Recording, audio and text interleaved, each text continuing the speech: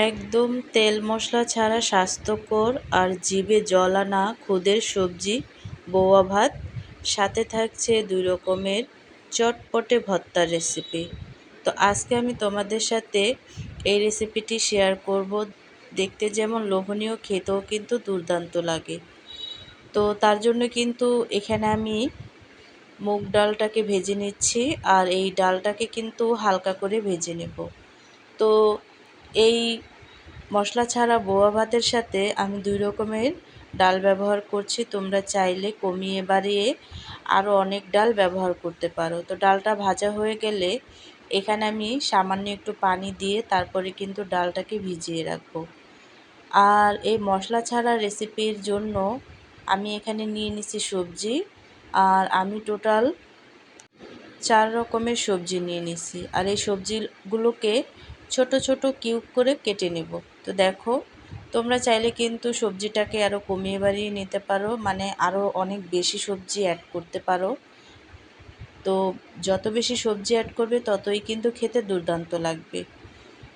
তো hi guys, আসসালামু আলাইকুম, welcome back to my channel. কেমন আছো তোমরা সবাই? আশা করছি ভালো আছো। আল্লাহর রহমতে আমি অনেক ভালো আছি। তো গাইস, ভিডিওটি ফার্স্ট থেকে লাস্ট পর্যন্ত দেখতে থাকো, আশা করছি ভালো লাগবে। আর ভালো লাগলে প্লিজ একটি লাইক আর একটি সাবস্ক্রাইব করে পাশে থাকবে। তো আলুটা ছোট ছোট কিউব করে কেটে নেওয়ার পরে এখানে আমি কেটে নিচ্ছি গাজর, আর এই গাজরটাকেও কিন্তু আমি ছোট ছোট কিউব করে কেটে নেব। আর সব সবজিগুলো কিন্তু একই সাইজে আমি কেটে নেব। তো দেখো, আর এখানে কিন্তু আমি শুকনো মরিচ, পেঁয়াজ আর ধনেপাতা আর রসুন বেটে নেব। আর যেহেতু এখানে আমি কোনো মশলা ছাড়া বোয়া ভাত তৈরি করছি, তার জন্য তো ভর্তাটা অবশ্যই লাগবে। তো এখানে আমি কিন্তু মরিচ ভর্তাটা করে নিচ্ছি। তো দেখো, এটা কিন্তু সম্পূর্ণ শিলপাটায় আমি বেটে নিয়েছি। আর নেওয়ার পরে দেখো ভর্তাটা হয়ে গেছে। আর এখানে কিন্তু আরেক রকমের ভর্তা আমি তৈরি করে নেব। তার জন্য শুকনো মরিচ এবং পেঁয়াজ ভাজা নিয়ে লবণ দিয়ে তারপরে কিন্তু ভর্তাটাকে আমি করে নিচ্ছি। আর এখানে আমি করে নিচ্ছি ইলিশ মাছের মাথা ভর্তা। আর এই কাঁটাযুক্ত ভর্তাটাও আমি পাটায় করে নেব। ভিডিওটা না টেনে দেখো, কারণ কোনো মশলা ছাড়া কিভাবে এটি এত মজার হয় সেই টিপস আজ আমি তোমাদের দেব।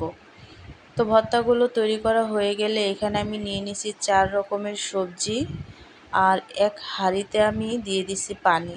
পানিটা অলরেডি গরম হয়ে গেছে।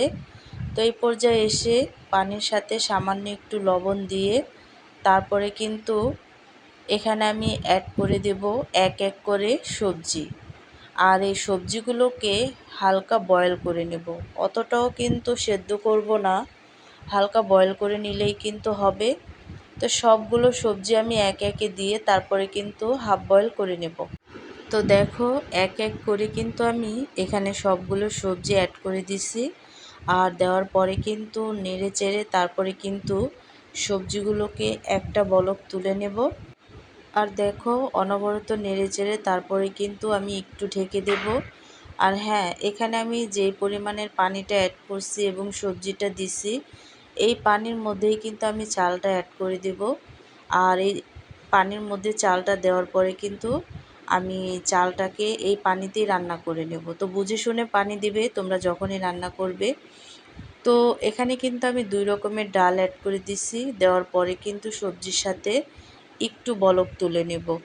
আর তোমাদের জন্য টিপস আছে, তোমরা যদি এভাবে রান্না করতে না চাও তাহলে কিন্তু গাজর, আলু, পাতাকপি বা মটরশুঁটি চালের সাথে একবারে দেবে না। চাল অর্ধেক ফুটে এলে তারপরে সবজি দিবে, এতে সবজিগুলো গলে যাবে না আর রঙটাও সুন্দর থাকবে। তো তারপরে কিন্তু এখানে আমি কাঁচামরিচ অ্যাড করে দিছি। আর এখানে কিন্তু আমি পোলার চালটা নিছি, আর আলাম চালটা কিন্তু আমি নিছি খুদ আর কি। এই খুদটা কিন্তু অনেকটাই বাজারে পাওয়া যায়, আবার বড় বড় মুদি দোকানেও পাওয়া যায়। তো এই পোলার চালের খুদ দিয়েই কিন্তু এই রেসিপিটা আজকে আমি রান্না করব। আর এই রেসিপিটা কিন্তু পোলার চালের খুদটা দিয়ে রান্না করলেই খেতে অনেক ভালো লাগে। তো দেখো, বলক চলে আসছে সবজিগুলো। আর বলক চলে আসার পরে তো যে চালটাকে আমি ধুয়ে রাখছিলাম সেই চালটা কিন্তু এখানে এক এক করে দিয়ে দেব। আর অনবরত নাড়তে থাকবো।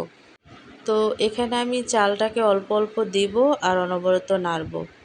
খুদের চাল খুব দ্রুত সিদ্ধ হয়, তাই পানির পরিমাণটা সাধারণ চালের চেয়ে একটু কম দেবে, যাতে ভাতটা ঝরঝরে থাকে। তো দেখো আমি কিন্তু যে পরিমাণের পানি অ্যাড করছি সেই পরিমাণে কিন্তু এই চালটা সিদ্ধ হয়ে এবং ঝরঝরা হয়ে যাবে। আর যেহেতু খুদ, আর এই খুদের মধ্যে কিন্তু অনেক পরিমাণের পানি টানে, যাতে চালটাও একেবারে ঝরঝরা হয়ে যায়। তো দেখো আমি কিন্তু বলক তুলে তারপরে ঢেকে দিছি, দেওয়ার পরে কিন্তু পানিটা অনেকটাই শুকিয়ে গেছে। এই পর্যায়ে এসে চালটাকে আমি ভালোভাবে উল্টিয়ে পাল্টিয়ে দেব। তো দেখো আমি কিন্তু বারবার ঢেকে ঢেকে দমে রেখে রেখে তারপরে কিন্তু এই রান্নাটা আমি শেষ করব। আর এই চালগুলোকে অনেকটা দমে রেখে রেখেই কিন্তু রান্না করতে হবে, নয়তো দেখা গেছে এই চালটা কিন্তু অনেকটাই কিন্তু কাঁচা থেকে যায়। তো তোমরা বারবার ঢেকে ঢেকে তারপরে কিন্তু এই খুদের রেসিপিটা রান্না করে নেবে, তাতে দেখবে যে অনেকটা কিন্তু এই চালটা সিদ্ধ হয়ে গেছে। আর এই চালটা সিদ্ধ হতে তেমন একটা সময় লাগে না, একটু ঢেকে দিলে বা দমে রাখলেই কিন্তু এই রেসিপিটা একদমই রেডি হয়ে যায়। তো দেখো আমি কিন্তু বারবার উল্টিয়ে পাল্টিয়ে দিচ্ছি, আর এভাবে করেই কিন্তু আমি পুরো রান্নাটা শেষ করব। তারপর কিন্তু সর্বশেষে আমি অ্যাড করে দিচ্ছি ধনেপাতা কুচি। তোমরা চাইলে কিন্তু রান্নার শেষে সামান্য ঘি অথবা সরিষার তেল ছড়িয়ে দিলে মশলা ছাড়াই দারুণ একটা শাহি ঘ্রাণ আসবে। তোমরা কিন্তু চাইলে ঘিটা দিতে পারো। তো ধনেপাতা কুচিটা দেওয়ার পরে কিন্তু আরেকটু নেড়েচেড়ে দিব, যাতে চালটা যদি কাঁচা থাকে সেটাও যাতে ফুটে যায়। তো আরেকটু নেড়েচেড়ে দেওয়ার পরে আমি একটু ঢেকে দিছি, দেওয়ার পরে কিন্তু ঢাকনাটা তুলে আমি আরেকটু নেড়েচেড়ে দিচ্ছি, যাতে চালটা যদি কাঁচা থাকে সেটাও যাতে ফুটে যায়। তো অনবরত নেড়েচেড়ে তারপরে কিন্তু এই রেসিপিটা আমি রান্না করা শেষ করছি। আর এখানে কিন্তু 2 রকমের ভর্তাটাও আমার রেডি, আর খাওয়ার জন্য কিন্তু একদমই প্রস্তুত। তো তৈরি হয়ে গেল মশলা ছাড়া তৈরি দারুণ মজার খুদের সবজি বোয়া ভাত আর 2 রকমের ভর্তার রেসিপি।